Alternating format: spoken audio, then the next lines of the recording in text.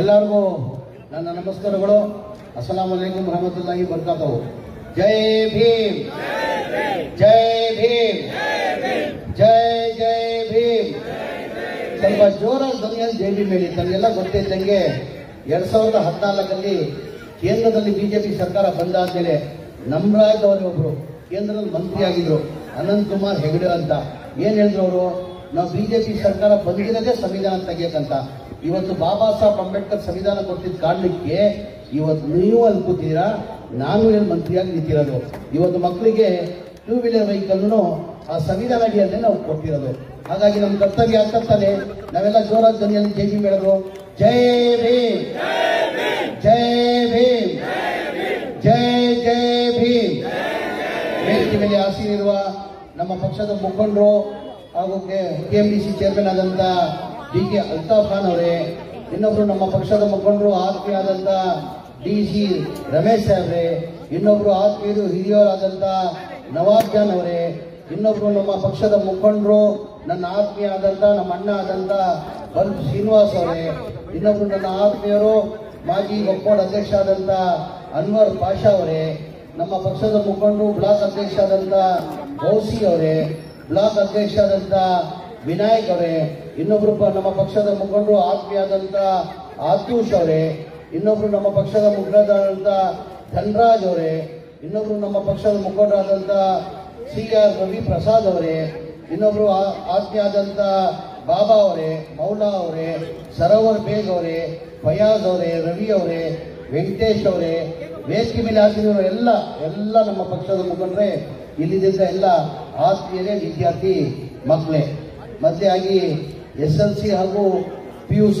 SLCಯಲ್ಲಿ 26 ಜನ ನನ್ನ ಕ್ಷೇತ್ರ ಸಂಬಂಧಪಟ್ಟಂಗೆ, ಇವತ್ತು ನಮ್ಮ ಕ್ಷೇತ್ರ ಸಂಬಂಧಪಟ್ಟಂಗೆ SLC ಮಕ್ಕಳಿಗೆ 26 ಜನಕ್ಕೆ, PUದಲ್ಲಿ 6 ಜನ 95 ಅಬೌವ್ ಯಾರು ತಗೊಂಡಿದ್ದಾರೆ ಅವ್ರಿಗೆ ಒಂದು ಸನ್ಮಾನ ಮಾಡಿ ಒಂದು 2 ವೀಲರ್ ವೆಹಿಕಲ್ ಕೊಡಬೇಕಂತ ಇವತ್ತು ಎಲ್ಲ ವೆಹಿಕಲ್ಗಳು ಹಂಚಿರೋದು ನಮಗೆಲ್ಲ ಗೊತ್ತಿದೆ.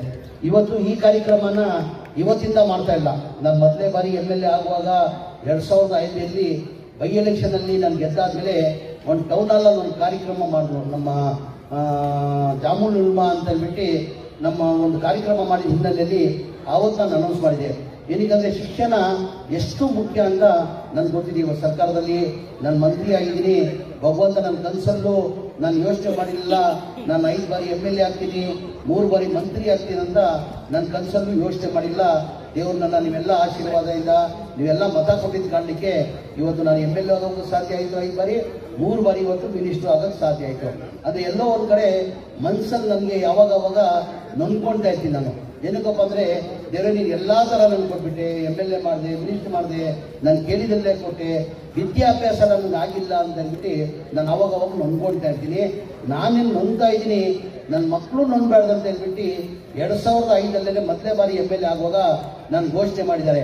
ಯಾರು ನಮ್ಮ ಮಕ್ಕಳು 95% ಅಬೌವ್ SLC ಅಂತ ತಗೊಂಡಾರೆ. ಏನಕ್ಕಂದ್ರೆ SLC ಅವ್ರನ್ನ ಏನಕ್ಕೆ 2 ವೀಲರ್ ಕೊಡ್ತೀವಿ, PUC 2 ವೀಲರ್ ಕೊಡ್ತೀವಿ ಅಂದರೆ ಮನುಷ್ಯ ಏನಾರು ಅವ್ನು ಆಗ್ಬೇಕಾದ್ರೆ IAS ಇರಲಿ, IPS ಇರಲಿ, KS ಇರಲಿ, ಇಂಜಿನಿಯರ್ ಇರಲಿ, ಡಾಕ್ಟರ್ ಇರಲಿ, ಚಾರ್ಟೆಡ್ ಅಕೌಂಟ್ ಆಗಲಿ, ಅವ್ನು ಏನಾಗಬೇಕಾದ್ರೆ ಏನಾಗ್ತದೆ 3 ಮೆಟ್ಲು ಹತ್ಬೇಕಾಗ್ತದೆ. ಅವನು ಮೊದಲೇ ಆಗಿ 7th ಸ್ಟ್ಯಾಂಡರ್ಡ್ ಪಾಸ್ ಆದ್ರೆ ಏನಾಗ್ತದೆ, 7th ಸ್ಟ್ಯಾಂಡರ್ಡ್ ಪಾಸ್ ಆಗ್ಬೇಕಾಗ್ತದೆ.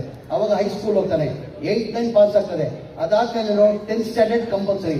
ಆ 10th ಸ್ಟ್ಯಾಂಡರ್ಡ್ ಪಾಸ್ ಆದ್ರೆ ಏನಾಗ್ತದೆ 2ನೇ ಮೆಟ್ಲು ಹತ್ತಂಗೆ. 3ನೇ ಮೆಟ್ಲು ಯಾವ್ದಪ್ಪ ಅಂದ್ರೆ ಫಸ್ಟ್ ಇಯರ್ PUC ಅಷ್ಟಿಲ್ಲ, ಹೆಂಗೋ ಪಾಸ್ ಆಗ್ಬಿಡ್ತಾರೆ. ಸೆಕೆಂಡ್ ಇಯರ್ PUC ಪಾಸ್ ಆದ್ರೆ ಆಮೇಲೆ ಅವ್ರ ತೀರ್ಮಾನ, ಅವ್ನು ಇಂಜಿನಿಯರ್ ಆಗಬೇಕು, ಡಾಕ್ಟರ್ ಆಗಬೇಕು, IPS ಆಗಬೇಕು, ಚಾರ್ಟೆಡ್ ಅಕೌಂಟೆಂಟ್ ಆಗಬೇಕು, ಏನು ಇಂಜಿನಿಯರ್ ಆಗಬೇಕು, ಅವ್ನು ತೀರ್ಮಾನ ಮಾಡಬೇಕಾಗಿದೆ. ಅಂದ್ರೆ ಎಲ್ಲರಿಗಿಂತ ಮುಖ್ಯ ಈ 3 ಮೆಟ್ಲು ಬಹಳ ಮುಖ್ಯ. 7th standard, SLC, second year PUC.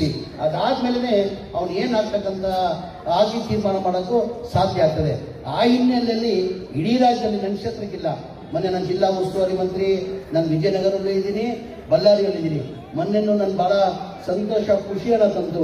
ನಮ್ಮ ವಿಜಯನಗರ ಜಿಲ್ಲೆಯಲ್ಲಿ ಒಬ್ಬ ಕರ್ನಾಟಕಕ್ಕೆ PUCಯಲ್ಲಿ ಟಾಪರ್ ಬಂದಿದ್ದಾಳೆ.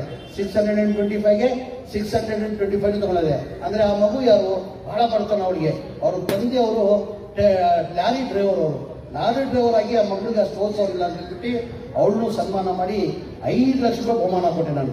5 ಲಕ್ಷ ಬಹುಮಾನ ಕೊಟ್ಟು ಒಂದು 2 ವೀಲರ್ ವೆಹಿಕಲ್. ಏನಕ್ಕೆ ಇದೆಲ್ಲ ಮಾಡ್ತಾ ಇದ್ದೀನಿ ಅಂದರೆ, ಮುಂಚೆ ಮಕ್ಕಳಿಗೆ ಎನ್ಕರೇಜ್ ಮಾಡೋಕ್ಕೆ. ಯಾರೋ ಒಂದು ಮಗು ಬಂದಿತ್ತು, ಸರ್ ನಾನು ನಿನ್ನ ಕ್ಷೇತ್ರದಲ್ಲೇ ಈ ಏರಿಯಾದಲ್ಲೇ ನಾನು 94% ತೊಗೊಂಡಿದ್ದೀನಿ, ನನ್ನ 2 ವೀಲರ್ ವೆಹಿಕಲ್ ಸಿಕ್ಕಿಲ್ಲ ಅಂತ. ಇಲ್ಲಮ್ಮ, ಅಬೌಟ್ 95 ಯಾರು ತೊಗೊಂಡಿದ್ದಾರೆ ಅವ್ರು ಮಾತ್ರ ಕೊಡಂತ. ಅಂದರೆ ಇದು ಏನಕ್ಕೆ ಕೊಡ್ತಾ ಇದ್ದೀನಿ ಅಂದರೆ, ನನ್ನ ಕ್ಷೇತ್ರದಲ್ಲಿ ಅಟ್ಲೀಸ್ಟ್ ನಾನು MLA ಆಗಿದ್ದೀನಿ, ನನ್ನ ಕರ್ತವ್ಯ ಆಗ್ತದೆ, ನನ್ನ ಧರ್ಮ ಆಗ್ತದೆ. ನನ್ನ ಕ್ಷೇತ್ರದಲ್ಲಿ ವಿದ್ಯಾಭ್ಯಾಸದಲ್ಲಿ ಎಜುಕೇಷನ್ ಮುಂದೆ ಬಂದ ಕಾರಣಕ್ಕೆ ನಾನು ಇದೆಲ್ಲ ಮಾಡ್ತಾ ಇರೋದು. ಆ ಮಗು ಬಂದು ಕೇಳ್ಕೊಂಡು, ಸರ್ ನಾನು 94 ತೊಗೊಂಡಿದ್ದೀನಿ, ನನ್ನ 2 ವೀಲರ್ ವೆಹಿಕಲ್ ಕೊಡ್ತಾ ಇಲ್ಲ ಅಂತ ಹೇಳಿದೆ. ಇಲ್ಲಮ್ಮ, 95 ಅಬೌವ್ ಯಾರು ತೊಗೊಳ್ತಾರೆ ಅವ್ರು ಮಾತ್ರ ಕೊಡೋದು ಅಂತ ಹೇಳಿದ್ದೀನಿ. ಏನಕ್ಕೆ ಇದು ನೋಡಿ, ಬರೋ ವರ್ಷದಲ್ಲಿ ಏನಾಗಿ ಬರ್ತಾರೆ ಮಕ್ಕಳು, ಎಲ್ಲೋ ಒಂದು ನಿರೀಕ್ಷೆ ಇಟ್ಕೊಂಡು, ನಾವು ಚೆನ್ನಾಗಿ ಓದಿ ಚೆನ್ನಾಗಿ ಮಾರ್ಕ್ಸ್ ತಗೊಂಡ್ರೆ ನಮ್ಮ MLA ಅವ್ರು ಏನೋ ಒಂದು ನಮ್ಗೆ ಗಿಫ್ಟ್ ಕೊಡ್ತಾರೆ ಅಂತೇಳಿ ಆಸೆಯಿಂದ ಏನು ಮಾಡ್ತಾರೆ, ಮಕ್ಕಳು ಚೆನ್ನಾಗಿ ಓದ್ತಾರೆ. ಈ ಮಗು ನಾನು ಕೊಟ್ಟಿಲ್ಲ, ವೆಹಿಕಲ್ ಏನೇನು ಮಾಡೋದು ಕೊಡ್ತಾರೆ, ಬಹಳ ಜನ ಬಂದ್ಬಿಡ್ತಾರೆ, ನಾನು 90% ತಗೊಂಡ್ರು MLA ಹೋದ್ರೆ ಕೊಟ್ಬಿಡ್ತಾರಪ್ಪ ಅಂತ ಹೇಳ್ಬಿಟ್ಟು ಅವ್ರು ಮಾಮೂಲಿ ಸುಲಭವಾಗಿ ತಗೊಂಡ್ಬಿಡ್ತಾರೆ. ಹಾಗಾಗಿ ಅವ್ರಿಗೂ ಅರ್ಥ ಆಗಬೇಕು, ನಾವು 95% ಅಬೌವ್ ತಗೊಂಡ್ರೆ ಮಾತ್ರ ಕೊಡ್ತೀವಿ ಅಂತ. ಆ ಮಗು ಮನ್ಸಿಗೆ ಬೇಜಾರು ಮಾಡಬಾರ್ದು. ಏನಿದೆ ಮುಂದೆ ಮಗು ಬೆಳೆಯೋ ಮಗು ಅಂತ ಹೇಳ್ಬಿಟ್ಟು ಅವಳಿಗೆ ಸಣ್ಣ ಒಂದು ಲ್ಯಾಪ್ಟಾಪ್ ಅನ್ನ ಕೊಟ್ಟಿದ್ದೀನಿ. ನಾನು ಏನಕ್ಕೆ ಇದು ಮಾಡ್ತಾ ಇದ್ದೀನಿ ಅಂದರೆ, ಎಜುಕೇಶನ್ ಇಲ್ಲ ಅಂದ್ರೆ ನಾವು ಏನು ಮಾಡೋಕ್ಕೆ ಸಾಧ್ಯ ಆಗಲ್ಲ. Education is must. ಅದು ಬಹಳ ಅದೇನಿಲ್ಲ, ಎಲ್ಲಕ್ಕಿಂತ ಶಕ್ತಿಶಾಲಿ ಯಾವುದನ್ನ ಆಸ್ತಿ ಇದ್ರೆ ಅದು ಎಜುಕೇಶನ್. ನಿಮ್ಮಲ್ಲೂ ಬಹಳ ಜನ ಪೇರೆಂಟ್ಸ್ ಇದ್ದಾರೆ, ದಯಮಾಡಿ ನಿಮ್ಮಲ್ಲೂ ಕೈ ಜೋಡಿಸಿ ಮನವಿ